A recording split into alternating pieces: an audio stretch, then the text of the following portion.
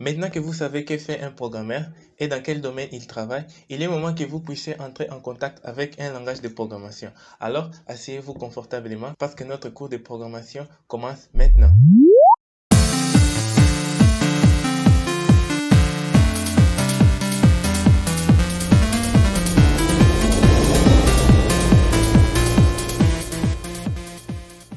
Salut Noubert, soyez les bienvenus une fois de plus sur notre cours de programmation.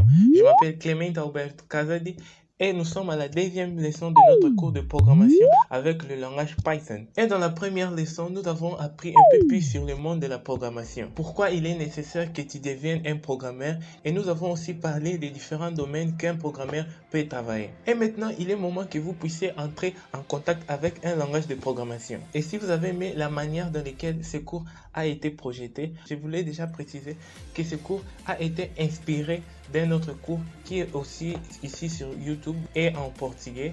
Et je fais quelques adaptations et je l'ai transformé en français. Vous pouvez, si vous parlez portugais, vous pouvez déjà regarder les cours ici dans la description de cette vidéo. Les liens pour accéder aux cours en portugais d'un professeur incroyable. Son nom c'est Gustavo Guanabara et sa chaîne YouTube s'appelle Course en Vidéo. Et je tenais à lui remercier parce que sans lui, ce cours ne serait pas possible. Bon, avant tout, je voulais préciser que si vous savez déjà un langage de programmation, ce cours est aussi pour vous. Mais je vais plus prêter attention à celui qui ne connaît rien, à celui qui ne connaît aucun langage de programmation, mais qui veut apprendre un langage de programmation simple et efficace sans laisser de côté le pouvoir des langages de programmation. Et aujourd'hui, nous allons répondre à cette question. D'où vient le langage Python? Qui a créé? Pourquoi il a créé? À quoi le langage Python sert? Et la question la plus importante, qui utilise le langage Python? Quelles sont les entreprises qui utilisent le langage Python? Quels sont les softwares que nous utilisons dans notre vie courante qui sont construits avec ce langage? Nous allons parler de tout ça dans cette leçon. Nous allons parler un peu de l'histoire du langage Python parce que je crois que lorsque nous apprenons l'histoire de quelque chose, nous comprenons mieux son évolution, d'où elle a commencé et jusqu'où elle est arrivée.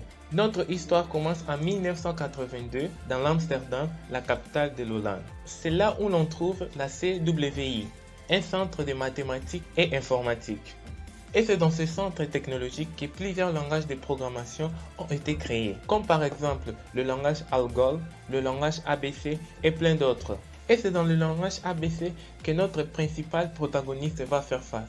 Son nom c'est Guido van Rossum. Il est un programmeur et au cours des années 80, il est impliqué dans la création du langage ABC. Il n'est pas le créateur de ce langage de programmation, mais il a participé à sa création.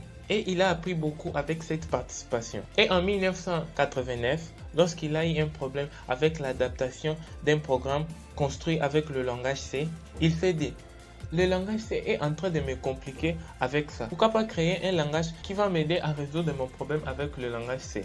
Et c'est dans ce moment qu'il y a la proposition pour la création du langage Python. L'idée de Van Rossum était de créer un langage de programmation interprété qui aurait des commandes simples. Parce que selon lui, les programmes en C étaient extrêmement grands, difficiles à comprendre, et certains programmes en C, seuls les programmeurs plus experts étaient capables de comprendre. Une fois le langage créé, un défi se lance: donner un nom à ce langage. Guido van Rossum avait une série qu'il aimait beaucoup, et le nom de la série est Monty Python Flying Circus. Il a donné le nom Python comme hommage à la série télévisée qu'il aimait beaucoup. Le nom Python au commencement ne faisait pas allusion au serpent Python. Si vous avez eu déjà un cours de zoologie, vous savez qu'il y a une espèce de serpent appelé Python. Alors certainement, quelqu'un d'entre vous est en train de se faire cette question. Si le nom Python ne fait pas allusion au serpent Python, pourquoi le logo du langage Python est de deux serpents enchevêtrés? Et si vous n'avez pas prêté attention, il y a deux serpents enchevêtrés dans cette logo. Une de la couleur bleue et l'autre de la couleur jaune. Guido van Rossum va essayer de fuir à plusieurs reprises de cette idée du serpent, mais tout ça tombe à l'eau lorsque le premier livre de Python sera écrit par l'éditeur O'Reilly. Et si vous avez déjà lu un livre écrit par O'Reilly, vous savez que dans tout le livre écrit par l'éditeur O'Reilly, il y a toujours un animal sur la couverture. Et l'animal choisi pour le premier livre de programmation avec le langage Python fut justement le serpent Python. Et depuis ce moment, Guido van Rossum s'est rendu à l'idée du serpent et il a accepté le serpent Python comme l'un des représentants du langage. Et avec ce livre, le langage Python a gagné une certaine notoriété. Alors souvenez-vous, le nom Python initialement ne faisait pas allusion au serpent Python, mais si à la série télévisée de l'époque de Guido van Rossum. Les premières versions du langage Python ont été publiées au début des années 90. Et le langage a commencé à gagner beaucoup d'attention et une grande communauté de programmeurs qui aimaient ce langage à cause de sa simplicité et sa facilité d'apprentissage. Et avec tout ce succès, Guido van Rossum va quitter le land pour les États-Unis d'Amérique en 1995 où il voulut enseigner la programmation aux personnes et cette initiative créée par Guido van Rossum a reçu le nom de la CP4E qui veut dire Computer Programming for Everybody. En français, programmation des ordinateurs pour tout le monde. Et son projet a reçu le sponsor de DARPA, qui est un département des États-Unis qui a été l'une des responsables pour la création de l'Internet. Et avec cet argent provenant de DARPA, le langage Python s'est développé de plus en plus jusqu'en 2001 avec la création de la Python Software Foundation. La PSF est une organisation sans but lucratif qui aujourd'hui prend soin du développement et de la coordination du langage Python. Et actuellement, l'évolution du langage Python dépend beaucoup de la communauté.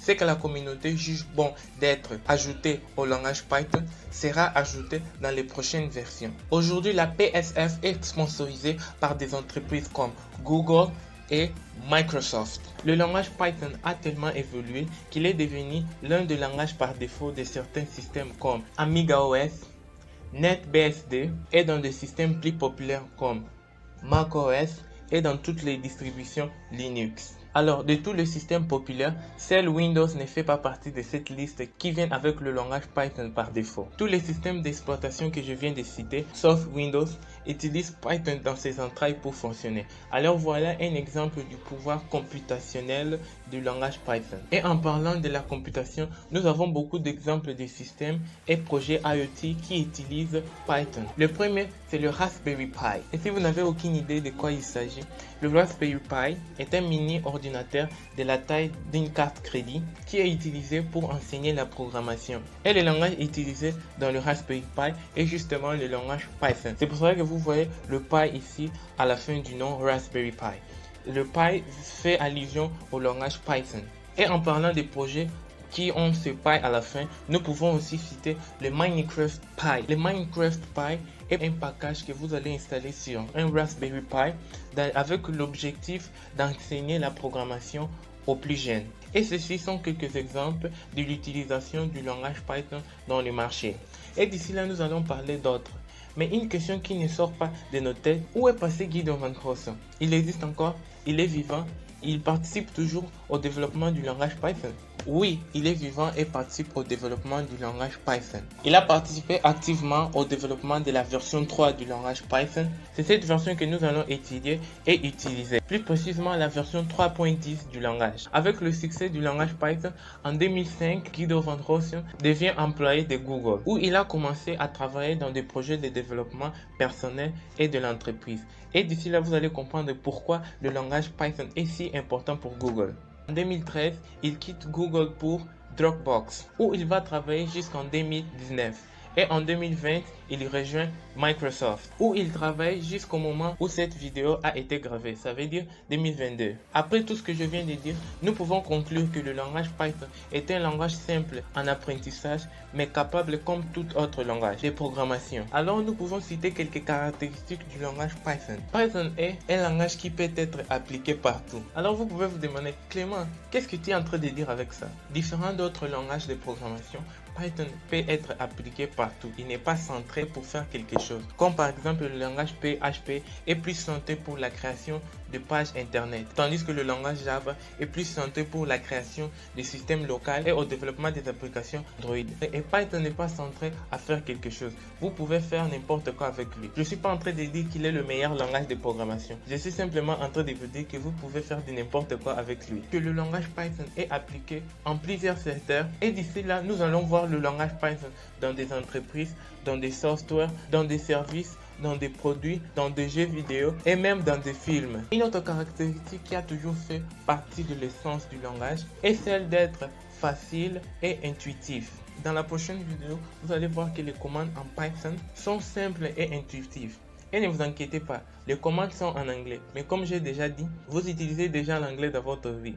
Facebook, PC, WhatsApp, notebook, video game, smartphone, tous ces termes sont en anglais. Et si vous êtes capable de les mémoriser, vous serez aussi en mesure de mémoriser les commandes que nous allons apprendre ici dans notre cours. Une autre caractéristique très importante du langage, il est multiplateforme. Ça veut dire qu'un programme que vous créez va fonctionner sur macOS, va fonctionner sur Linux, même sur un smartwatch, va fonctionner parce que Python est multiplateforme. Une autre caractéristique du langage Python que la communauté parle beaucoup, c'est que le langage Python est battery included. Ça veut dire il vient avec la majorité des choses que nous allons utiliser. Souvenez-vous lorsque vous avez reçu un jouet, mais qui ne venait pas avec des piles. Ce n'est pas marrant, non? Alors pour notre joie, Python vient avec sa batterie. C'est battery included. Nous pouvons évidemment installer d'autres packages ou libraries, mais le langage vient avec beaucoup de choses. Une autre caractéristique, le langage Python est libre. Ça veut dire qu'il est open source. Vous pouvez lui télécharger, lui étudier, lui modifier et lui redistribuer. Nous allons voir ici dans ce cours une redistribution, une modification du langage Python. Une autre caractéristique du langage Python, il est un langage extrêmement organisé. Nous allons voir que les commandes en Python sont extrêmement organisées. Et si vous êtes une personne organisée, votre adaptation sera facile. Et si vous n'êtes pas une personne organisée, ne vous inquiétez pas, vous allez devenir organisé au moment que vous allez apprendre ces langages. Une autre caractéristique très importante du langage Python est que le langage est un langage orienté à objet. Si vous êtes un débutant en programmation, ce terme orienté à objet ne vous dit absolument rien. En vrai, tout en Python est un objet. Même la plus simple des variables est un objet. Mais lorsque vous allez évoluer dans vos études de la programmation, vous allez voir la réelle importance de la programmation orientée à objet et comment l'appliquer dans le langage Python. Et comme je l'avais dit antérieurement, le langage Python est un langage rempli de bibliothèques et packages. Il y a des bibliothèques et packages pour faire presque tout. Pour construire des jeux vidéo, pour créer des applications Android, pour construire des sites internet, pour créer des interfaces graphiques et plein d'autres choses. Il y a tellement de choses dans ce langage que le langage possède une philosophie propre, créée par un des programmeurs du langage. Son nom, Tim Peters. Et je vais vous montrer un peu de cette philosophie maintenant.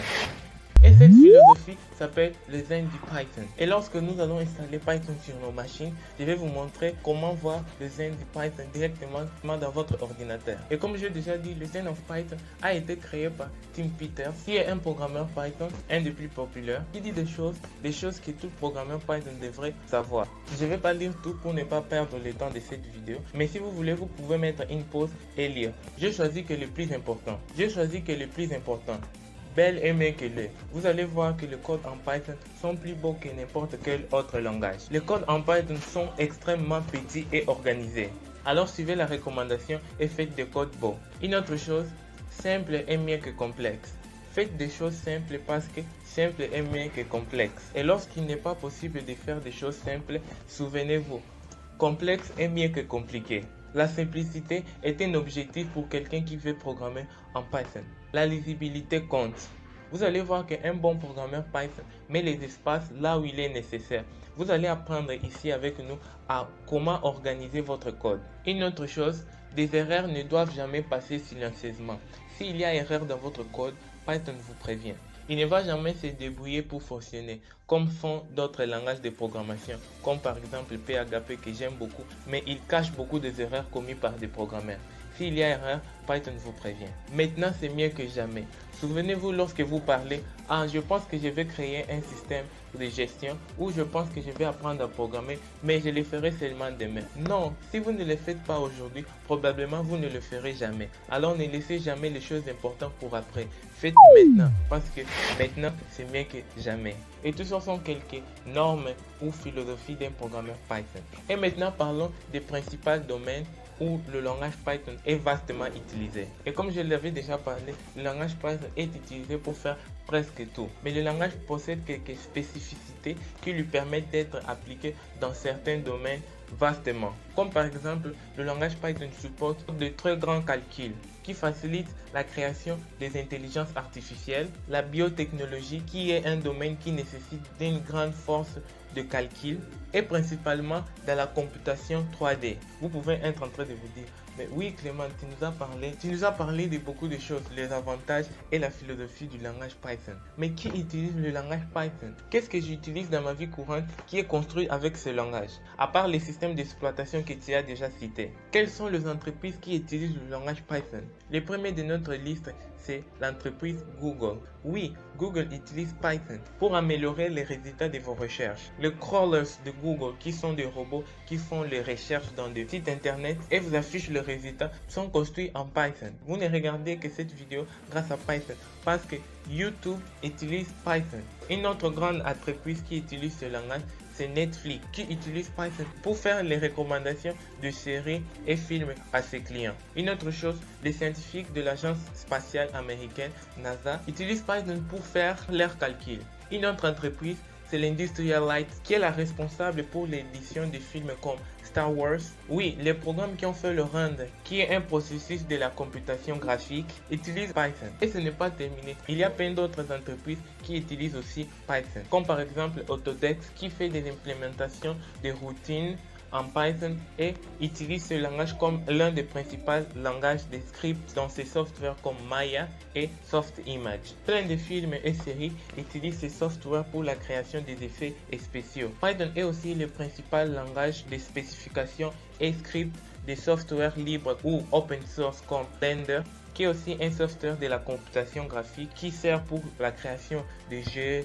des effets spéciaux et aussi de l'animation 3D. Un autre exemple, c'est le GIMP, qui est un software pour faire l'édition d'images. Il est comme Photoshop mais en version gratuite et open source. Nous avons aussi Raspberry Pi comme je l'avais déjà mentionné avant, mais on peut aussi utiliser le langage Python dans Arduino. Il n'est pas le principal langage de programmation, mais il est aussi compatible. Et si vous entendez la partie là où je voulais parler des jeux, il y a pas mal de jeux qui ont été construits avec ce langage. Nous avons le premier exemple qui est EVE Online, un jeu très chouette des vaisseaux spatials, des conquêtes et combats. À part utiliser le langage Python, il utilise aussi une version modifiée du langage qui est appelée Stateless Python. Et cette version modifiée de Python a été construite spécifiquement pour fonctionner dans le jeu. Vous pouvez faire une recherche et si vous avez déjà joué ce jeu, voilà un motif pour aimer encore ce langage. Un autre exemple, c'est le Fast on Fire, un jeu très chouette dans lequel nous devons jouer une guitare avec notre clavier. Ce jeu est complètement construit avec le langage Python. Un autre jeu qui utilise ce langage pour offrir la meilleure expérience possible à ses joueurs, c'est le World of Tanks, un jeu très marrant qui se passe dans une guerre de tanks. Il faut tuer des autres tanks pour gagner des compétitions. Très chouette, très chouette, très chouette. Pour Android, nous avons le Duo Quest, un jeu très marrant. Je l'ai même ici sur mon smartphone. Les dernières versions, principalement la version 5 de ce jeu, sont construites en Python. Maintenant que je vous ai montré tous ces jeux, je suis sûr que vous vous dites maintenant, Clément, je vais apprendre à programmer avec le langage Python. Et c'est exactement l'objectif de notre cours ici de programmation avec le langage Python. Mais je vous préviens déjà, c'est pas parce que j'ai dit qu'il y a beaucoup de jeux construits avec le langage Python que la semaine prochaine vous allez déjà essayer de créer un jeu. Mes amis, le processus pour apprendre la programmation, elle est un peu long. Ça va prendre du temps pour que vous appreniez la base. Il faut d'abord apprendre le base. Avec le base, nous allons faire des choses plus complexes. Parce que si vous sautez des étapes, lorsque vous allez essayer de créer un jeu, vous n'arriverez pas. Et lorsque vous n'arriverez pas, vous allez abandonner la programmation et dire « Ah, c'est difficile, c'est difficile ». Non, c'est pas difficile. C'est vous qui avez sauté les étapes. Alors, commencez toujours avec la base. Et cette base, vous allez l'apprendre seulement à la prochaine vidéo parce que celle-ci est déjà très longue. Et dans la prochaine vidéo, je vais vous montrer comment installer le langage Python sur votre ordinateur, sur votre téléphone. Et nous allons aussi apprendre les principes d'un langage de programmation. Alors, je vous demande de s'abonner déjà ici sur notre chaîne YouTube pour être notifié lorsque la prochaine vidéo sera disponibilisée ici sur notre chaîne. Suivez-nous sur nos réseaux sociaux, participez aussi dans notre communauté Facebook, le lien sur la description de la vidéo. Nous sommes en train de travailler jour et nuit sans cesse pour disponibiliser diviser toutes les leçons de notre cours de programmation avec ce langage. Et la seule chose que nous vous demandons est que vous likez cette vidéo et s'abonner sur notre chaîne YouTube, faire un commentaire ici dans cette vidéo, dites ce que vous avez aimé, ce que vous n'avez pas aussi aimé. Et si vous n'avez rien à commenter, écrivez simplement j'apprends à programmer. Et partagez cette vidéo dans vos communautés Facebook, WhatsApp. Il y a toujours quelqu'un dans vos communautés qui dit ah, je vais apprendre à programmer, je suis un débutant, quelqu'un peut m'aider. Alors envoyez-lui cette playlist et aidez-lui à apprendre ici avec nous. Je vous retrouve à la prochaine vidéo. À très bientôt.